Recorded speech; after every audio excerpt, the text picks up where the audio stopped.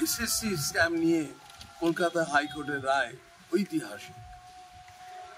এই রায়ের ফলে যে 23,753 জন শিক্ষক এবং গ্রুপ সি অ্যান্ড ডি তাদের চাকরি চলে গেল, যারা ঘুষ দিয়ে চাকরি নিয়েছিল। এর ফলে সমস্ত মানুষের কাছে একটা বার্তা গেল যে ঘুষ দিয়ে চাকরি নেওয়া এবং ঘুষ নিয়ে চাকরি দেওয়া, এই দুটোই অত্যন্ত গম্ভীর অপরাধ। মানুষ ভবিষ্যতে এ থেকে বিরত থাকে।